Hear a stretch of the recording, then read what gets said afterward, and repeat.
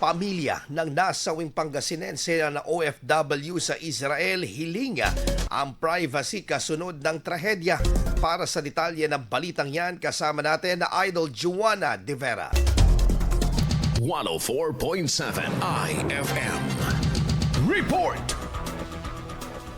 Nakabantay ang kapulisan sa tahanan ng pamilya ng nasawing overseas Filipino worker na residente ng Basista, Pangasinan. Sinubukang hingin ng IFM News dagupan ang panig ng pamilya, ngunit ayon sa otoridad, hiniling ng naulilang pamilya sa lokal na pamahalaan ng Basista na hindi muna magpapaunlak o haharap sa media kaugnay ng trahedya. Si Mary Ann De Vera ay nagtatrabaho bilang caregiver sa Israel nang matamaan ng shrapnel habang tinutulungan sa kalagitnaan ng atake ang kanyang pasyente na makapunta sa isang bomb shelter. Nauna nang naglabas ng opisyal na pahayag ng pakikiramay ang pamahalaang panlalawigan ng Pangasinan kasabay ng patuloy na panghihikayat ng pagdarasal para sa kaligtasan at kapayapaan sa Middle East. Kasama muli rito sa IFM Dagupan, ito si Idol Joanna De Vera, Tatak IFM.